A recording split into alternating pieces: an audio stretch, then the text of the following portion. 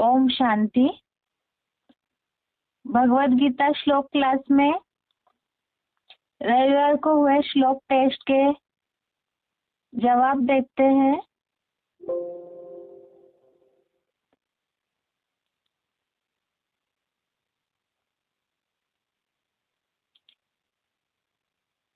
पहला group A का प्रश्न है, निम्नलिखित प्रश्नों के उत्तर शब्दों में बताएं। पहला प्रश्न है, काम विकार की आग की तुलना किससे की है? काम विकार के आग की तुलना किससे की है? इसका उत्तर है बढ़वा नल की आग से। इसका उत्तर है बढ़वा नल की आग से। तीसरे अध्याय का 39 नंबर श्लोक 39 नंबर श्लोक में ये बात आई है, काम विकार रूपी बढ़वा नल की आग से चंचल मन में ज्ञान ढका रहता है। दूसरा प्रश्न है, मन दर्पण किससे ढक जाता है? मन दर्पण किससे ढक जाता है?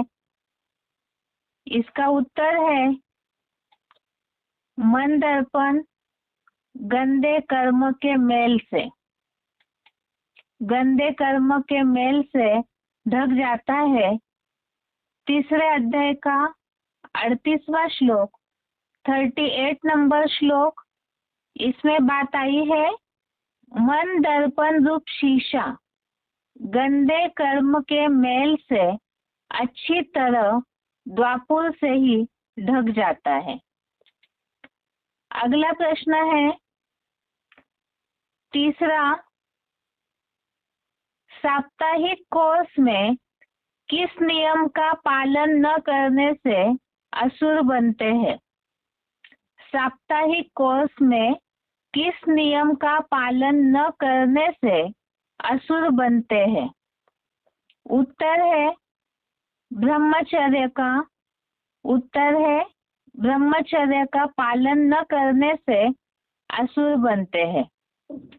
तीसरे अध्याय का 39वां श्लोक 39 नंबर श्लोक के नीचे जो वाक्य लिखा है काम विकार की आग से संबंधित,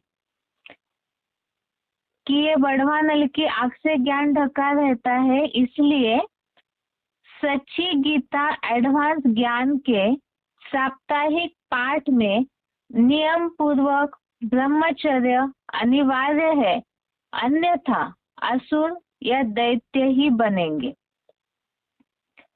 चौथा प्रश्न है, काम विकार का आश्रय स्थान क्या है?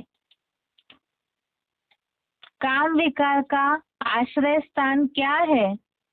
इसका उत्तर है 10 इंद्रिया और अव्यक्त मन बुद्धि। 10 इंद्रिया और अव्यक्त मन बुद्धि। तीसरे अध्याय का 40वां श्लोक 40 नंबर श्लोक, इसमें बात आई है 10 इंद्रिया अव्यक्त मन बुद्धि इस काम का द्वैतवादी द्वापर युग से ही देह समझने कारण आश्रय स्थान कही जाती है। पांचवा प्रश्न है, काम विकार किसका नाश करता है? काम विकार किसका नाश करता है? उत्तर है ज्ञान योग का। ज्ञान योग का नाश करता है काम विकार।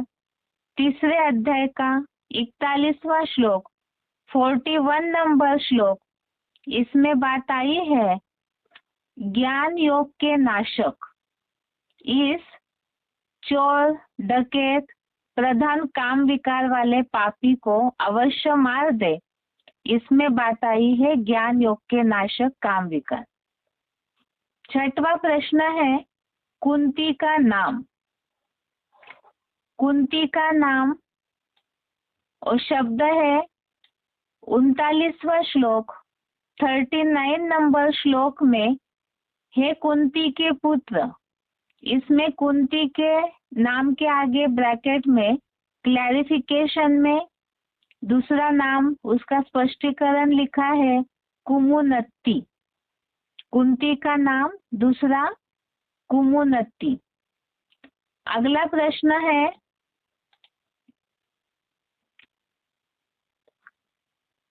ग्रुप बी का प्रश्न है, निम्नलिखित प्रश्नों के उत्तर 1-2 वाक्यों में बताएं। पहला प्रश्न है, ज्ञानी का नित्य शत्रु कौन है और क्यों? ज्ञानी का नित्य शत्रु कौन है और क्यों? ज्ञानी का नित्य शत्रु काम विकार है। और क्यों है? एक तो ये कठिनाई से पूर्ति वाला काम विकार ज्ञानी का नित्य शत्रु इसलिए है क्योंकि वह बुद्धिगत ज्ञान को ढक देता है। कठिनाई से पूर्ति होने वाला है ऐसा काम विकार ही ज्ञानी का नित्य शत्रु है, क्योंकि बुद्धिगत ज्ञान को ढक देता है।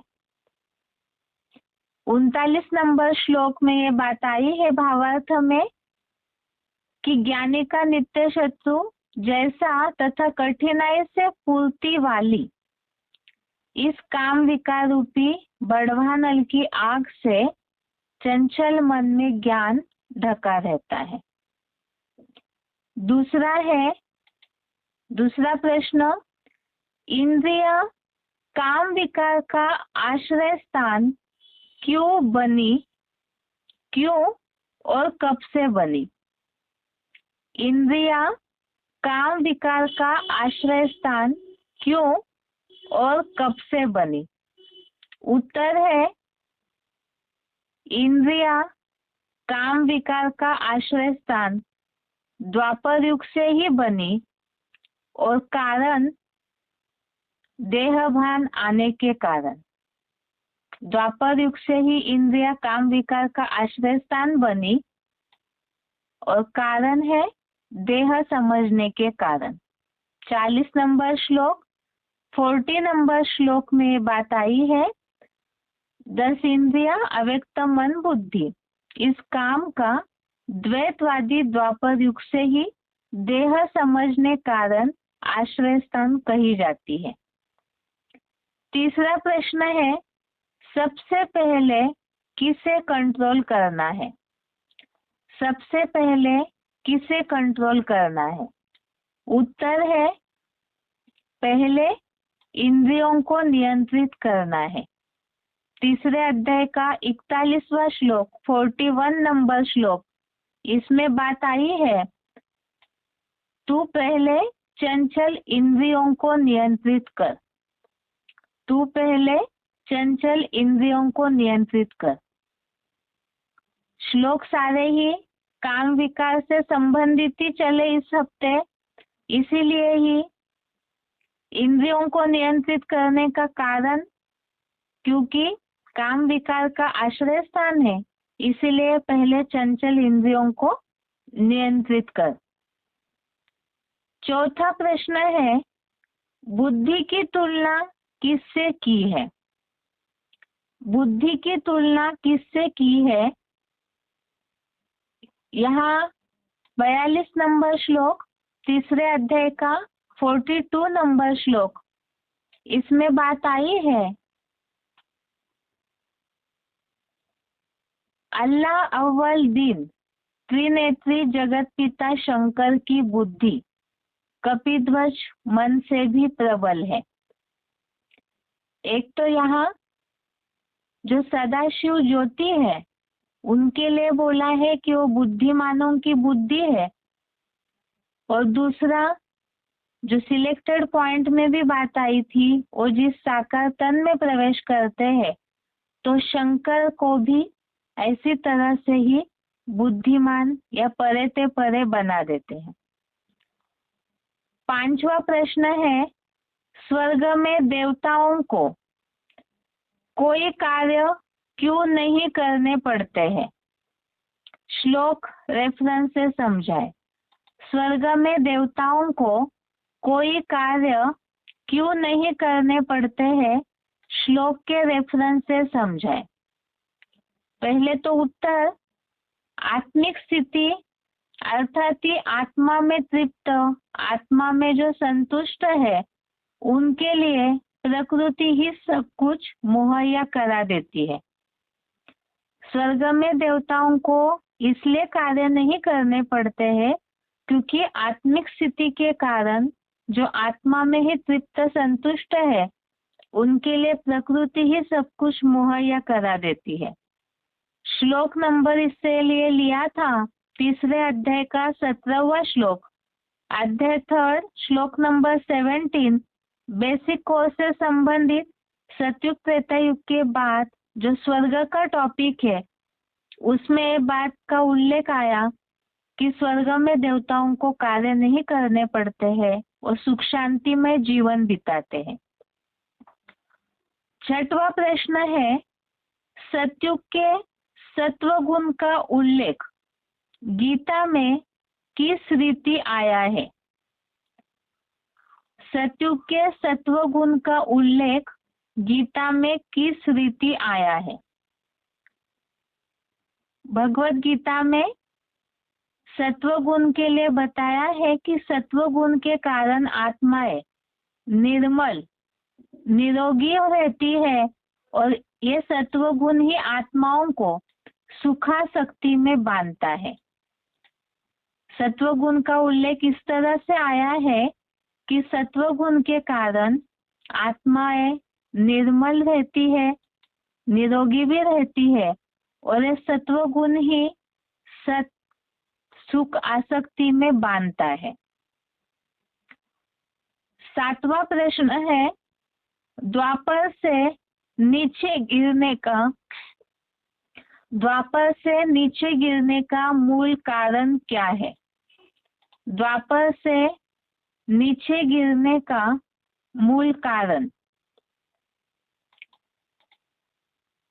इसका उत्तर है, ये भी बेसिक कोर्स से संबंधित ही प्रश्न था। रजोगुण अर्थात देहभान से विकार आते हैं और उसी से ही मनुष्य आत्माएं नीचे गिरते हैं। रजोगुण अर्थात देहभान से विकार आते हैं और उससे ही मनुष्य नीचे गिरते हैं। तीसरे अध्याय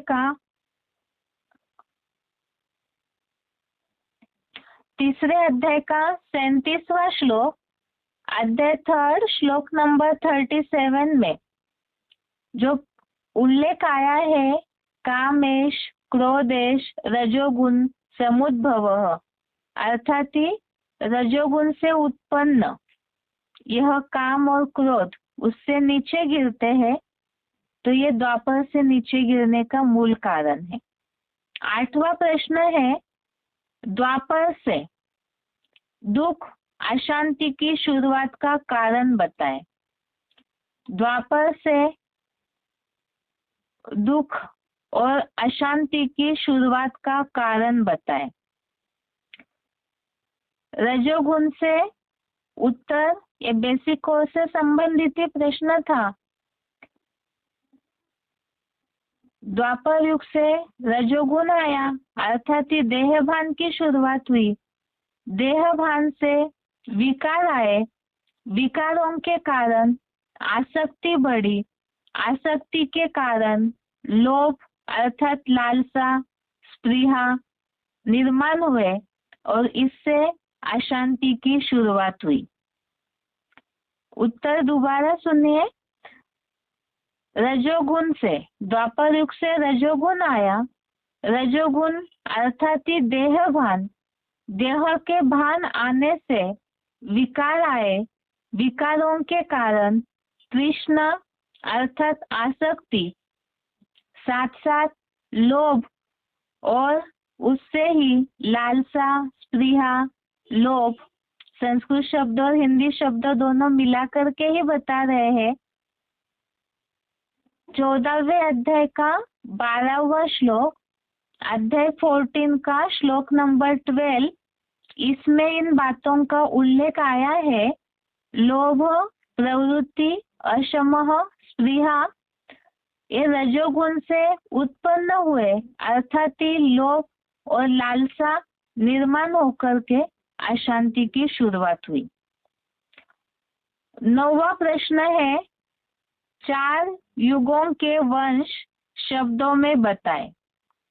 चारों युगों के वंश शब्दों में बताएं, अर्थात किस युग में कौन सा वंश होता है उसके लिए पूछा है। बेसिक कोर्स से संबंधित प्रश्न है। सतयुग में सूर्यवंशी देवता वर्ण थे। त्रेता युग में चंद्रवंशी वो भी देवताएं ही थे। द्वापर युग से मनुष्य बने वैश्यवंशी और कलयुग में शूद्रवंशी। 10वां प्रश्न है, द्वापर युग का अर्थ स्पष्ट करें। द्वापर युग का अर्थ स्पष्ट करें। द्वापुर अर्थात 2 पुर, और इसका स्पष्टीकरण भी समझाना होगा जिज्ञासुओं को। बेसिक कोर्स से संबंधित जो भी प्रश्न टेस्ट में आते हैं और ज्यादातर बेसिक कोर्स की लिंक बुद्धि में रहे, इस भावार्थ से ही प्रश्न आते हैं।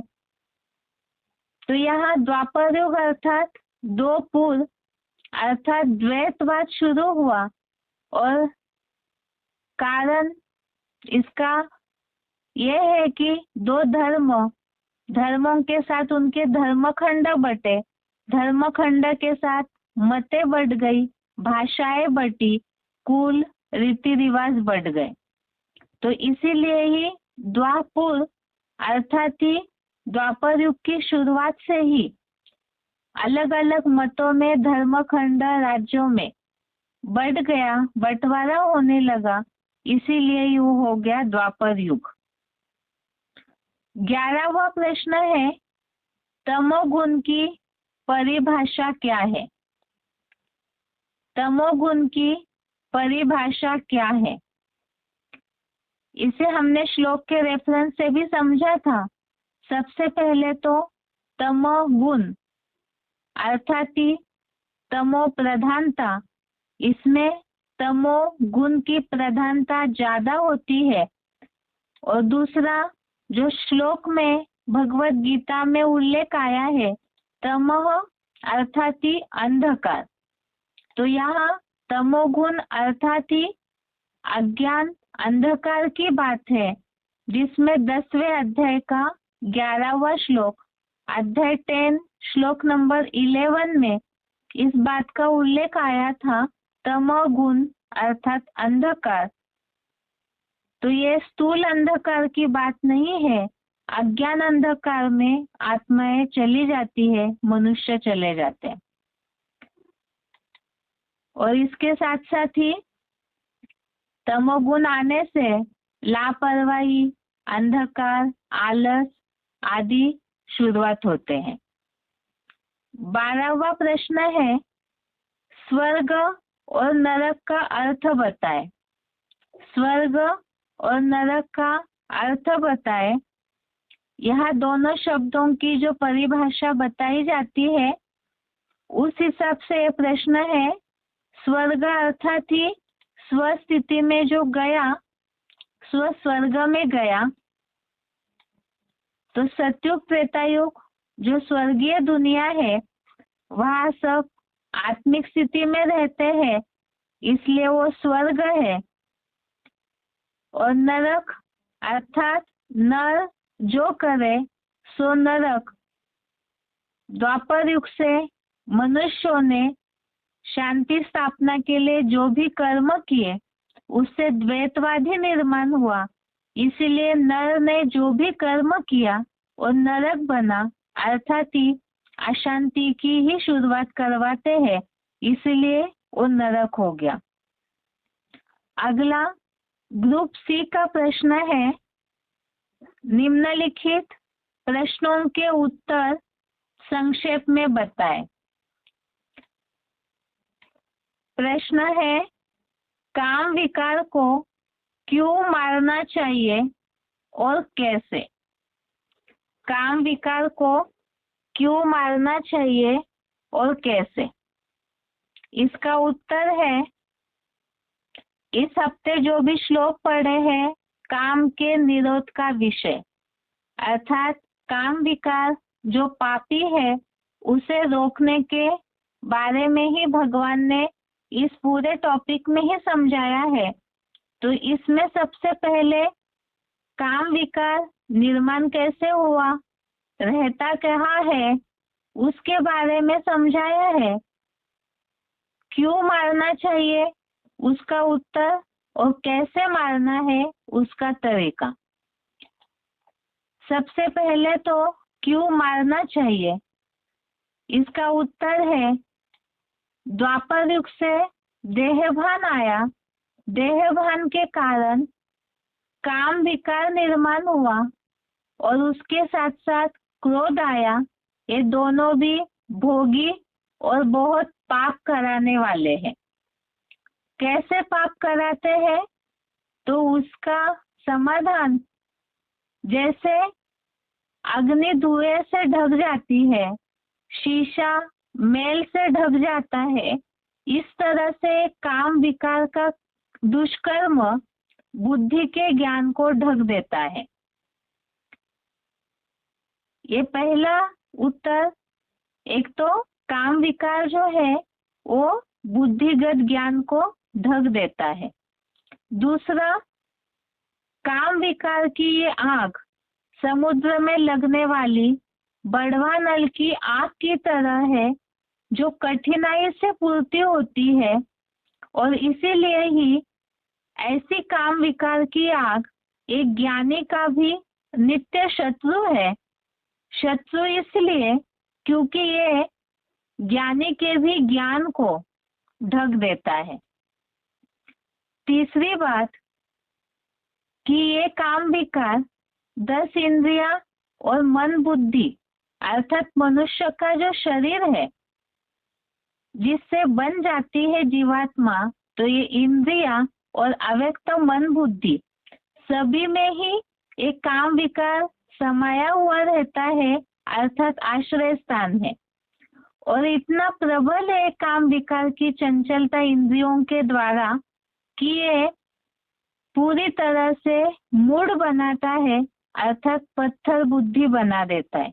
ये काम विकार की इच्छा है, ये मनुष्य को पूरी तरह से मूर्ख या तो स्मृति भ्रंश करा देती है।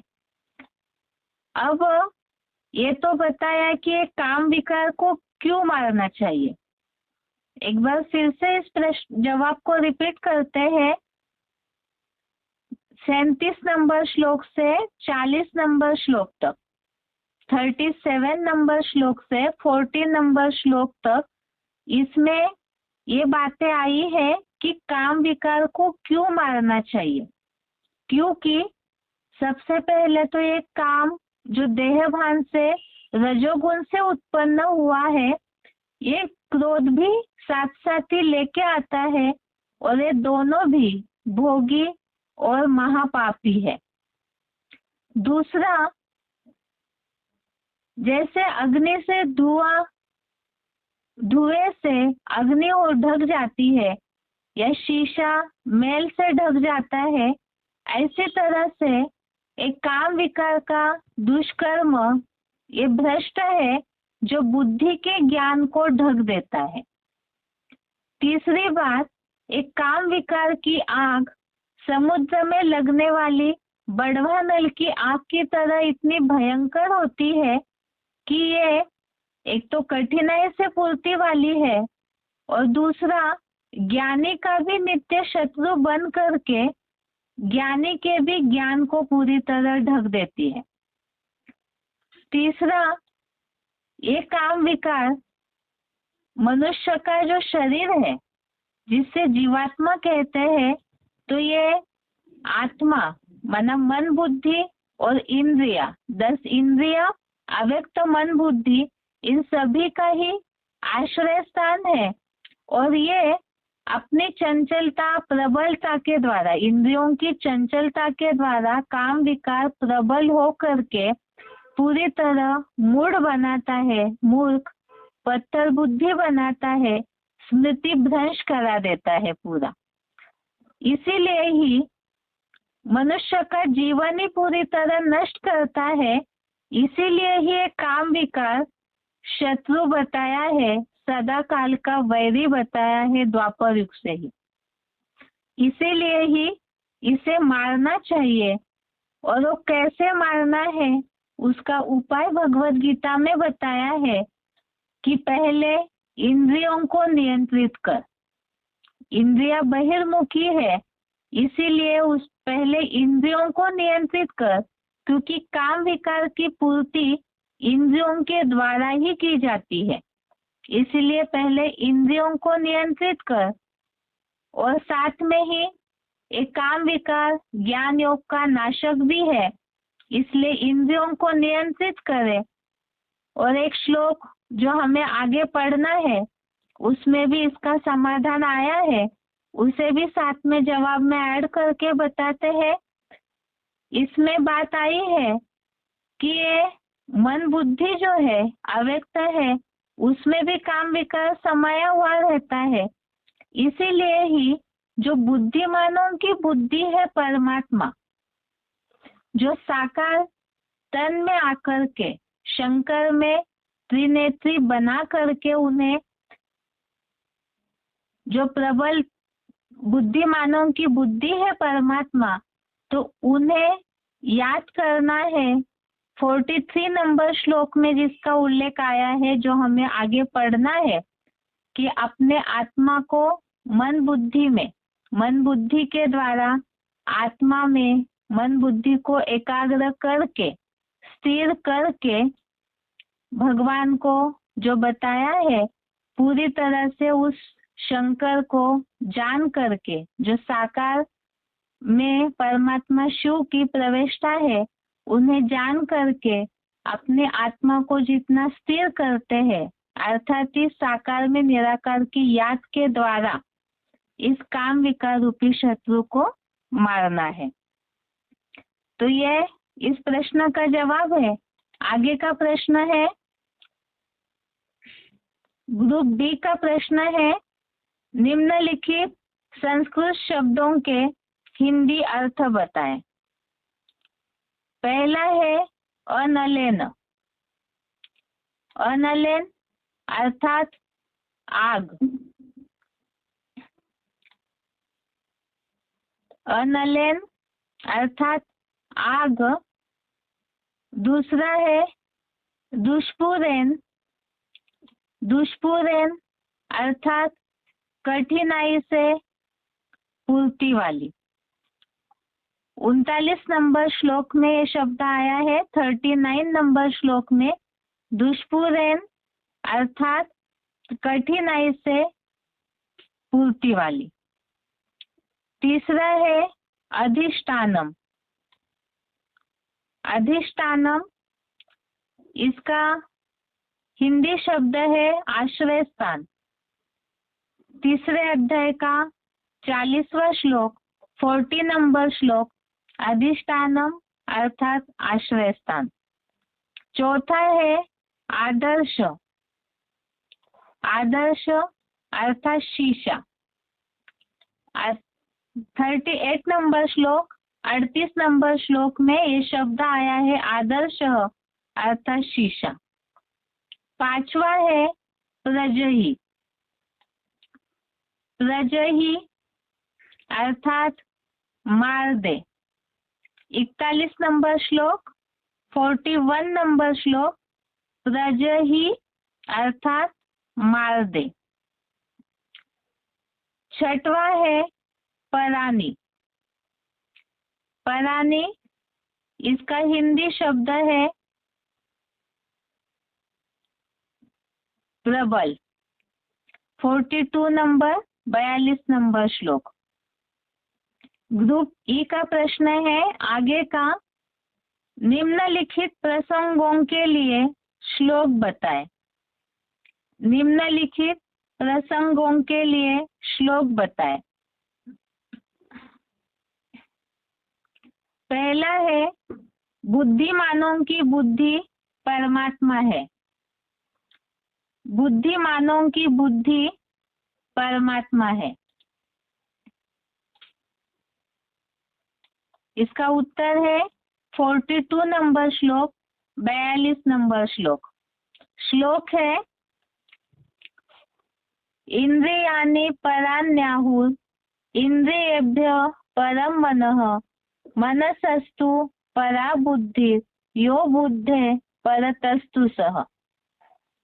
अर्थात ज्ञान और कर्मेंद्रियों को कहते हैं कि बड़ी प्रबल है। प्रधान मन इंद्रियों से प्रबल है।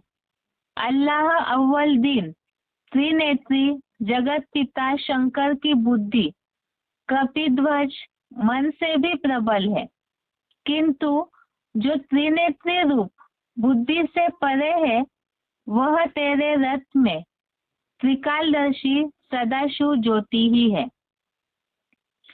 दूसरा प्रश्न है, बढ़वा नल की आग। ऑप्शन में ही दूसरा भी इसी में पूछा है, छिपकर बिक पीते हैं तो भस्मासुर ही बनेंगे। एक तो बढ़वा नल की आग, दूसरा ऑप्शन में छिपकर विक पीते हैं तो भस्मासुर ही बनेंगे।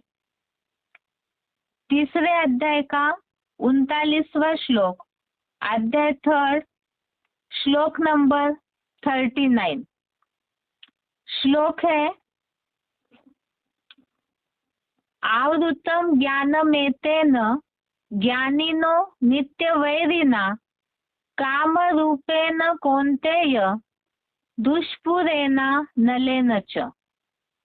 अर्थात, हे कुंती पुत्र, ज्ञानी का नित्य शत्रु जैसा तथा कठिनाई से पूर्ति वाली इस काम विकार रूपी बढ़वा नल की आग से चंचल मन में ज्ञान ढका रहता है। इसमें बढ़वा नल की आग का उल्लेख आया है और जो नीचे नोट है, सच्ची गीता एडवांस ज्ञान के साप्ताहिक पाठ में नियम पूर्वक ब्रह्मचर्य अनिवार्य है, अन्यथा असुर या दैत्य ही बनेंगे। तो इस संबंधित हमने जो पॉइंट देखा था मुरली का, उसमें एक उल्लेख आया था कि जो इस तरह से छिपकर विष पीते हैं तो भस्मासुरी बनेंगे। तीसरा है, विकार में गया और बुद्धि से पॉइंट एकदम निकल जाएगा। विकार में गया और बुद्धि से पॉइंट एकदम निकल जाएगा। वैसे तो ये सारे श्लोकों में ज्यादातर एक बात का उल्लेख बार बार आया है, बुद्धिगत ज्ञान ढका हुआ है। बाकी 38 नंबर श्लोक के लिए ये पॉइंट मुरली का लिया हुआ था। 38 नंबर श्लोक के लिए श्लोक है, धूमेन व्रियते वनि यथा दर्शो मलेन च यथोल्बेना ऋतो गर्भ तथा तेने दमारुतम।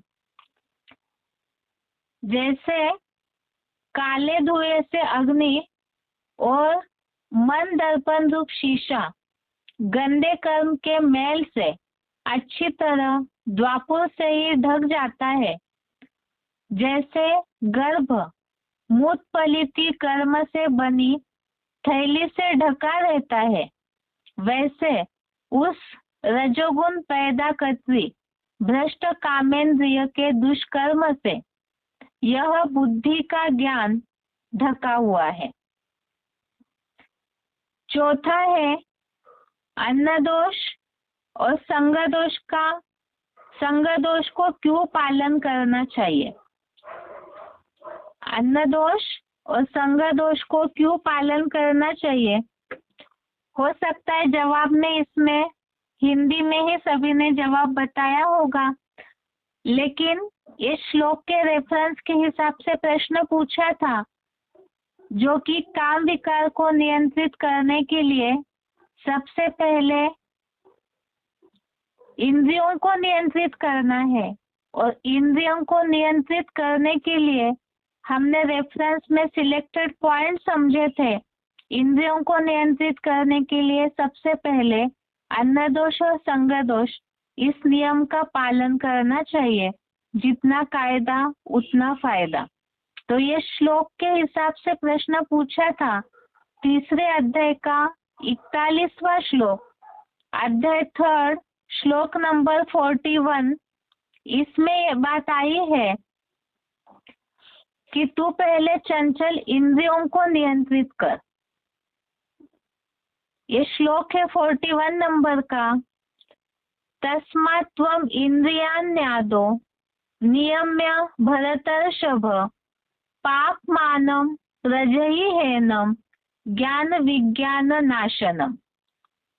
अर्थात हे भरत श्रेष्ठ, अतः तू पहले चंचल इंद्रियों को नियंत्रित कर, ज्ञान और योग के नाशक इस चोर डकैत प्रधान काम विकार वाले पापी को अवश्य मार दे।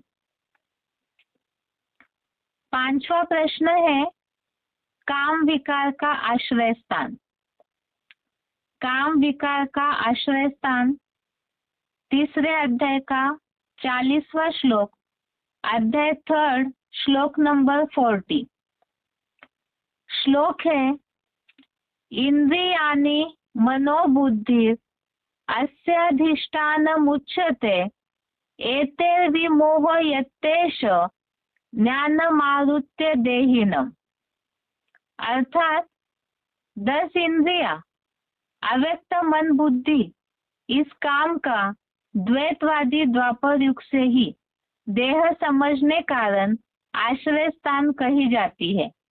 यह काम इन प्रबल इंद्रियों की चंचलता के द्वारा बुद्धिगत ज्ञान को ढककर देहधारी देवात्माओं को विशेष रूप से मूढ़ बनाता है।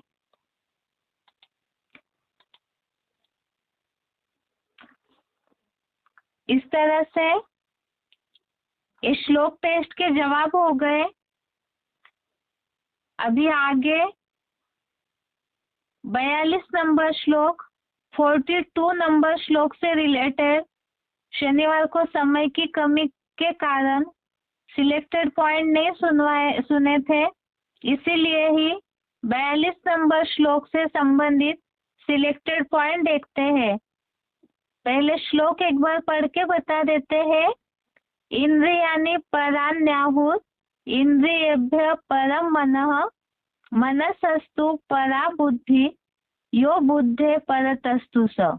इससे संबंधित सिलेक्टेड पॉइंट पहला है वार्तालाप 1598, डिस्कशन नंबर 1598। मुख्य वंशावली ब्राह्मण और सुब्राह्मण से ज्यादा पवित्रता है, ज्यादा पवित्रता कौन दिखाते हैं? मुखवंशावली में पवित्रता होगी ज्यादा। मुखवंशावली में ज्यादा पवित्रता कहाँ से होगी?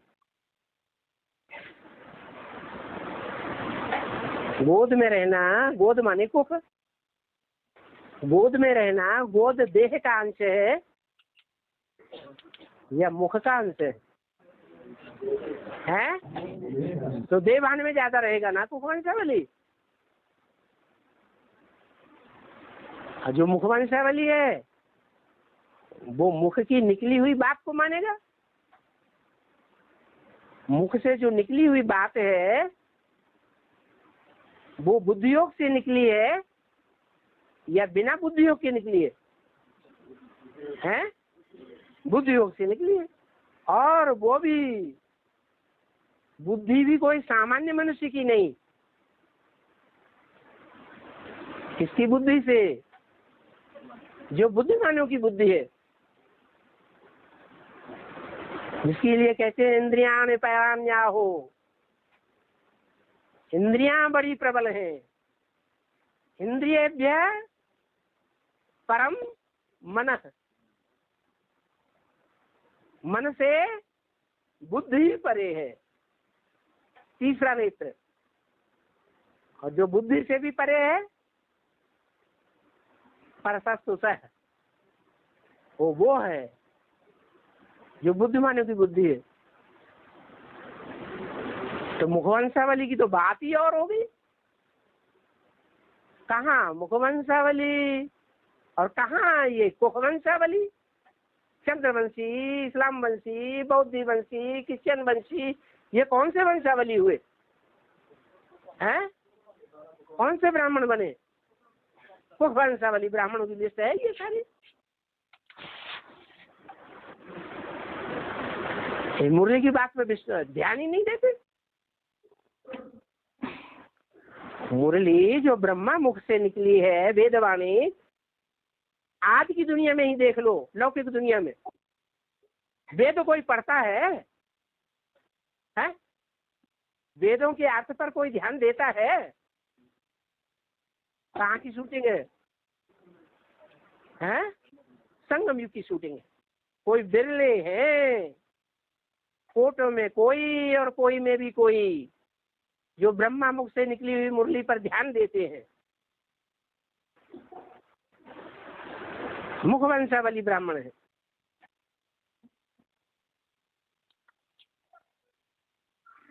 आगे का पॉइंट है वार्तालाप नंबर 1634, डिस्कशन नंबर 1634।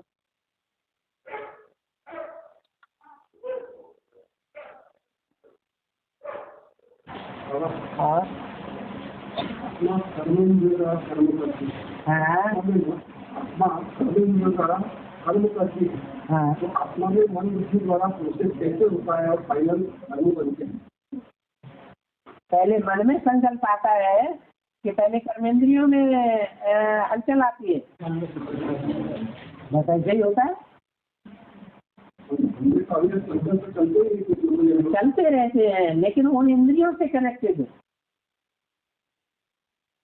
उन इंद्रियों से कनेक्टेड जो संकल्प चलते हैं वो पहले मन उत्तेजित होता है, तब इंद्रियां उत्तेजित होती है। और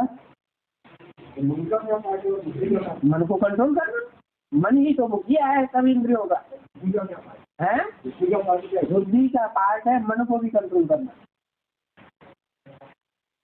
क्या इंद्रियाणि पराम्याहो इंद्रियेभ्यः परं मनः।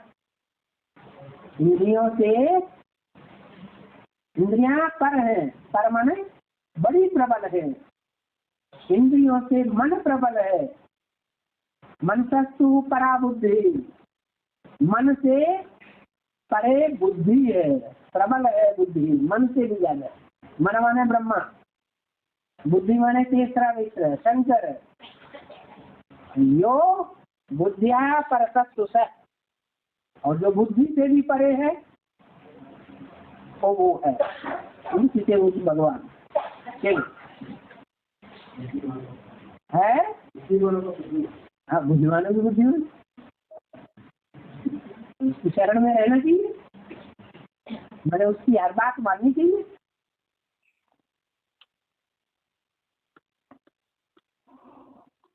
आगे का पॉइंट है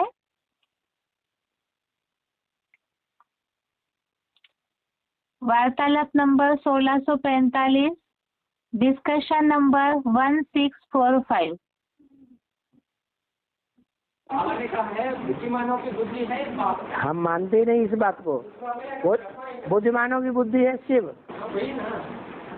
देखो इस संबंध में गीता में भी श्लोक है, इंद्रियाणि पराम्याहो, इंद्रियां बहुत प्रबल है। इंद्रियेभ्यः परं मनः, इंद्रियों से परे, इंद्रियों से ज्यादा प्रबल मन रूपी ब्रह्म है। इंद्रियेभ्यः परं मनः, मनसस्तु परा बुद्धि, मन से भी ब्रह्मा से भी परे बुद्धि है। बुद्धि माने कौन? तीसरा नेत्र। और यो बुद्धिया परसस्तु सः, और जो बुद्धि से भी परे है वो है सः। सः माने वो कौन? शिव। तो कौन हुआ बुद्धिमानों की बुद्धि? बस वही भगवान है। तुम दो को मानते हो, हम एक को मानते हैं, बेविचारी याद करते हैं तुम। और क्या, एक को याद करना है या दो को याद करना है? साकार में निराकार को याद करो। तो साकार अभी साबित कहाँ हो रहा है? साकार तो सब साकार तब साबित होगा जो बात बाबा ने बोली, जो देखे साकार को। साकार को इन आंखों से देखा जाएगा ना, जो देखे, जो कानों से सुने, उसकी बुद्धि में ये बात बैठे क्या कि शिव भगवान मेरा बाप आ गया। अभी तो कोई नहीं कहता है, अभी जो तुम भी मानने के लिए तैयार नहीं है। मानने के लिए तैयार ना ना ना ना ना मानो की बुद्धि है शिव। तो बाबा अगर उस समय ब्रह्मा इंटरफेयर करके बोला तो तुरंत बोला ये ब्रह्मा बीच में इंटरफेयर, तुरंत बोल सकते थे। हाँ, वो तो बोलता ही था, बोलते थे, और मुरली में बोलते थे ना, इंटरफेयर करके बोलता है। इस समय वो बोला है, बच्चे का हर समय मुंह नहीं दबोचा जाता है, बच्चा बोलता है, उसे बोलने दो। विश्व कल्याण की बातें हो रहा है, स्वतंत्र रहो, स्वतंत्र रहने दो, बच्चे को भी स्वतंत्रता दो बोलने की। बेचारा बोलना सीख रहा है। शिव बाबा का बच्चा है ना, तुम्हारा बच्चा तो है नहीं जो तुम्हें रहम आए है। शिव बाबा का तो बच्चा है, सती में भी बच्चा बनने वाला है।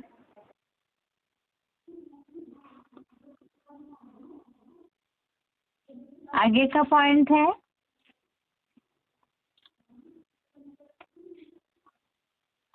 वार्तालाप नंबर 1668, डिस्कशन नंबर 1668।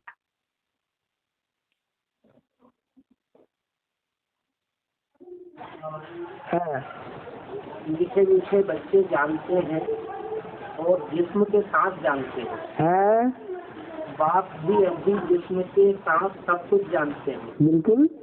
इस घोड़े व घोड़ी पर सवार है। हाँ, उनसे घोड़े। हाँ, घोड़े घोड़ी अभी मुखिया कौन है, मुख्य घोड़े घोड़ी कौन है पता ही नहीं। अरे प्रजापिता और ब्रह्मा ये मुख्य घोड़ा घोड़ी है या नहीं है? हैं? भाई बुद्धि कहाँ जा रही थी? मन रूपी घोड़ा। हाँ हाँ, वो मन रूपी घोड़ा नहीं है, हैं? हाँ, और वो बुद्धि रूपी घोड़ा नहीं है, वो घोड़ी है, वो घोड़ा है। घोड़ी में ज्यादा ताकत होती है, घोड़े में ज्यादा ताकत होती है? घोड़े में ज्यादा ताकत होती है। देखो नीचे रास्ते से भी कोई बोल रहा है घोड़े में ज्यादा ताकत होती है। देखो ज्ञानी बैठे हुए और इसी बात नहीं जानते।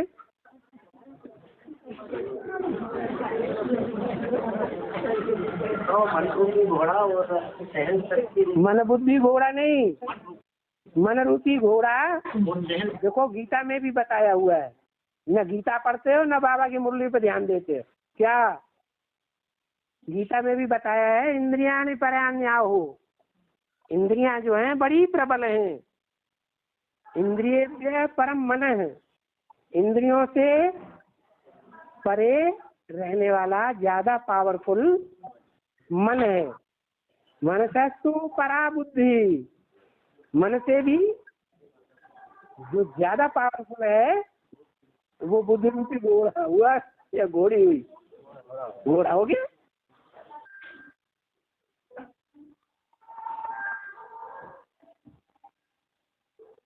अभी तक के जो पॉइंट समझे हमने, जैसे पहले पॉइंट में बताया इसके पहले कि मन घोड़ा है और जाते समय अपने सवार को भी ले जाता है, अर्थात इंद्रियों की चंचलता में मन जब खींचा जाता है तो बुद्धि को भी खींचता है।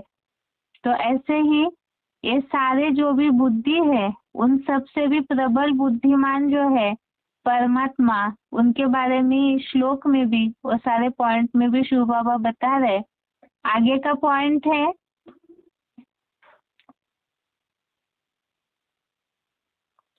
वार्तालाप नंबर 1733, डिस्कशन नंबर 1733।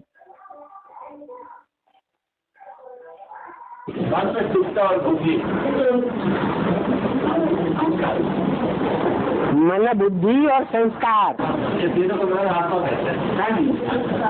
तीनों को मेरा आत्मा तो कहते हैं। आत्मा में जो मन है वो चंचल है। जैसे शिव की आत्मा है, उसमें चंचलता है? माने उसमें मन नहीं है, वो असोचता है, केवल असोचता है, सोच विचार करने की उसे दरकार ही नहीं, मन उसमें है ही नहीं। और बाकी 500-700 करोड़ आत्माओं में मन काम करता है। तो जो मन है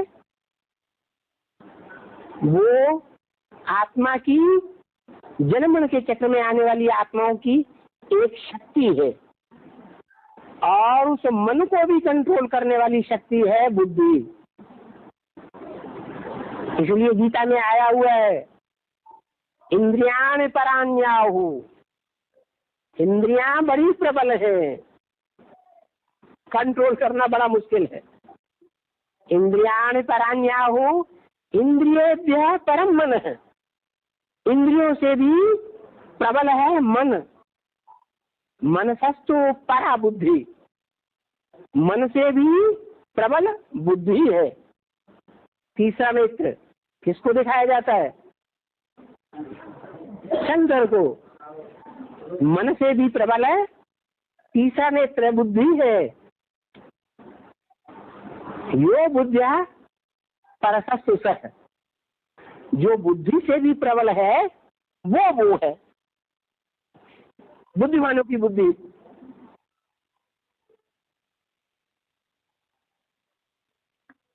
आगे का पॉइंट है BCD नंबर 2189।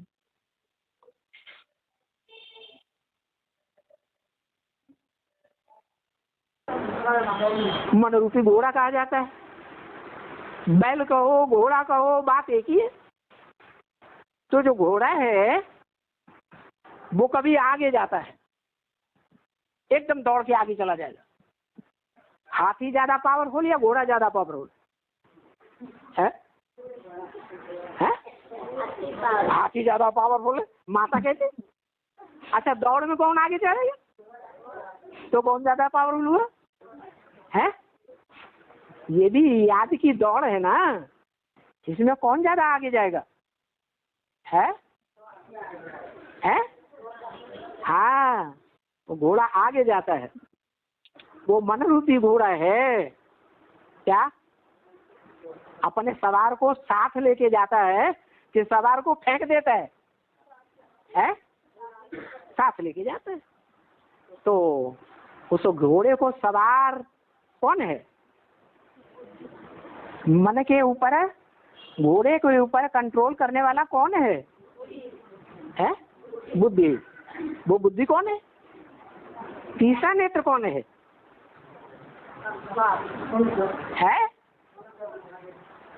तीसरा नेत्र भी है।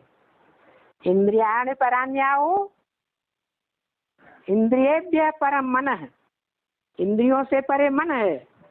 मनसस्तु परा बुद्धि, मन से भी प्रबल बुद्धि कौन है? कौन है?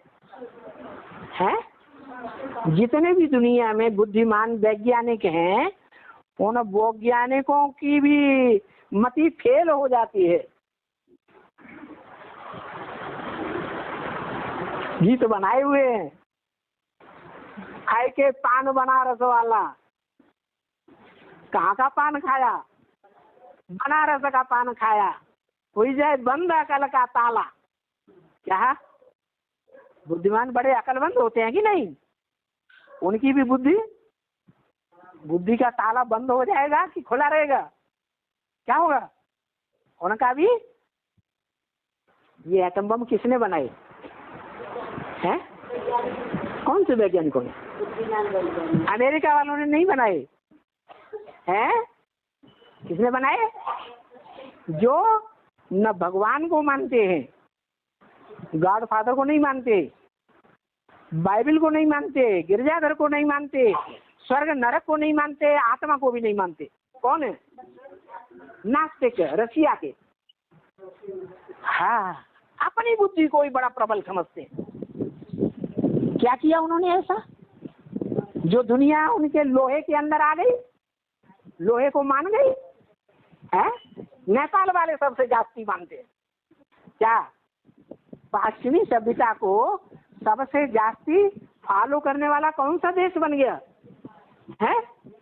हाँ, नेपाल। और नेपाल में भी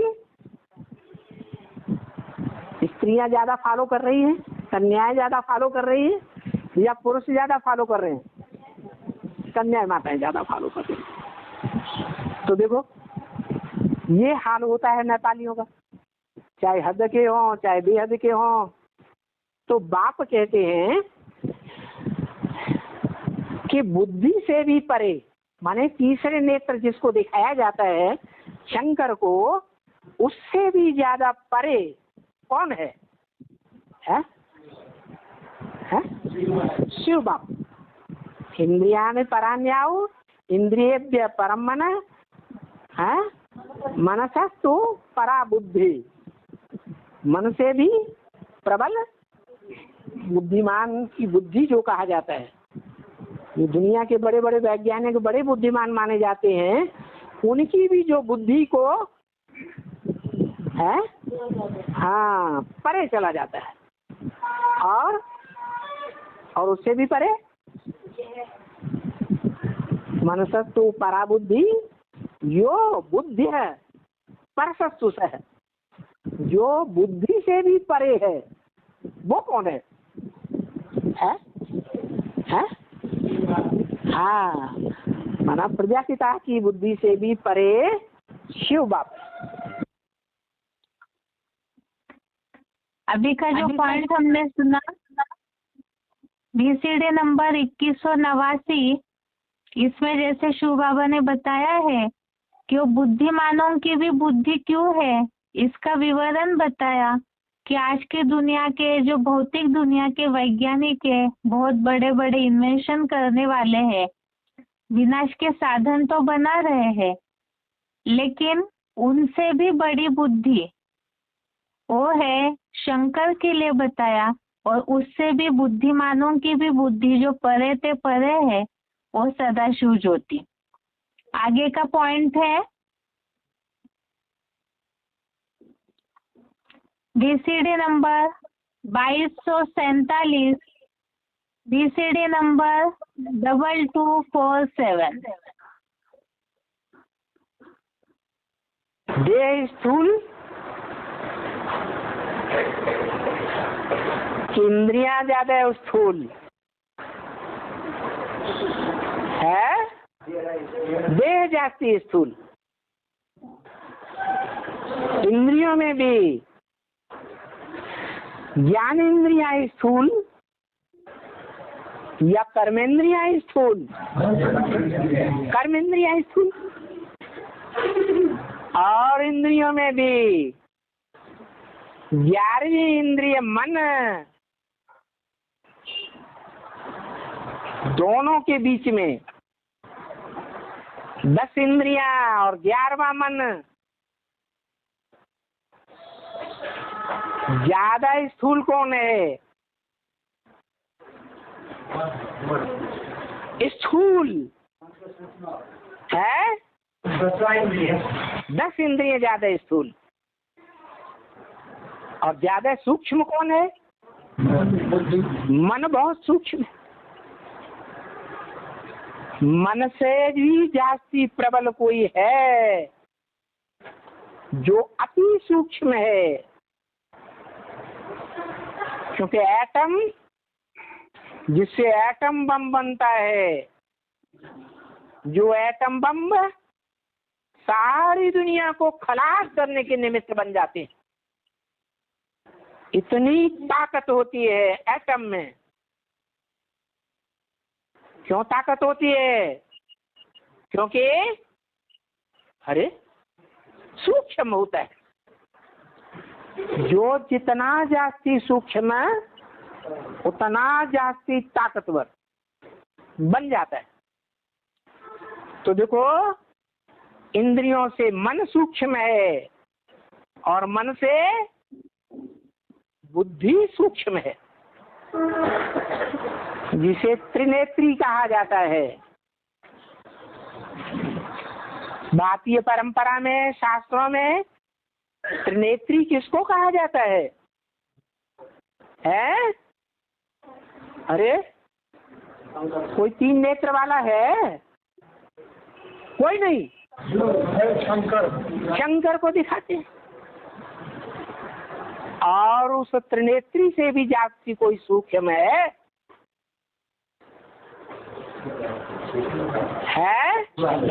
शिव बाप, जिसको अपनी देह नहीं है, अपनी इंद्रियां ही नहीं है, जिसको अपना मन ही नहीं है। इसलिए गीता में आया, इंद्रियाण परान्या हो। इंद्रियां बड़ी प्रबल हैं कंट्रोल करना। कि सहज है कंट्रोल करना इंद्रियों को?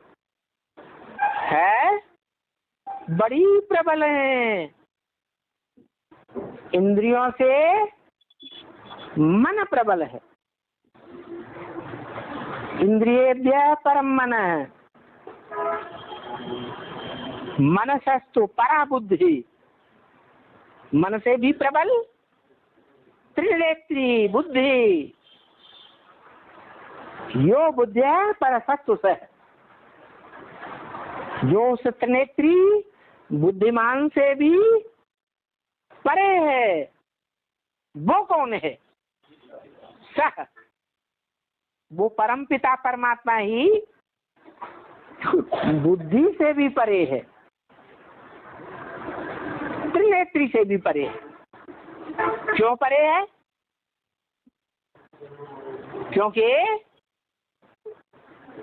वो मन से भी ज्यादा सूक्ष्म है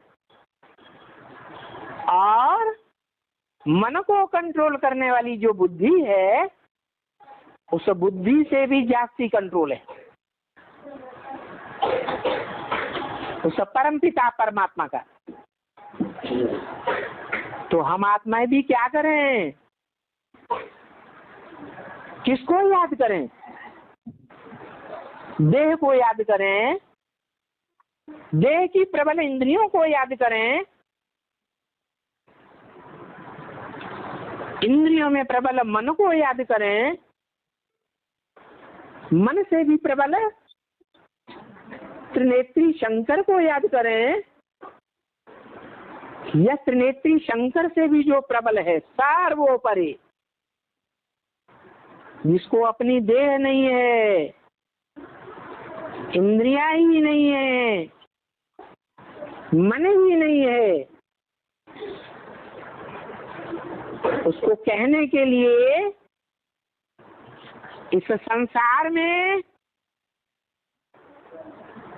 सिर्फ एक ही है जो सदा उसका साथी है।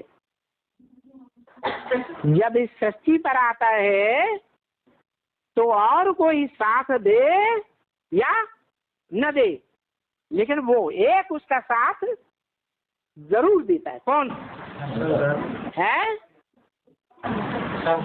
त्रिनेत्री। अब सवाल ये है, त्रिनेत्री शंकर को तो शरीर दिखाते हैं, तीसरा नेत्र भी दिखाते हैं, नाक आंख कान सब कुछ पूरा देह दिखाते हैं, तो वो इतना सूक्ष्म कैसे बन जाता है पावरफुल? क्योंकि वो उसी निराकार परम ब्रह्म परमेश्वर है जो सदैव निराकारी निर्विकारी निरहंकारी है। उसकी याद में तल्लीन बैठा दिखाया जाता है। चित्र बने हुए हैं, चित्र काहे की यादगार होते हैं? चरित्र की यादगार होती है।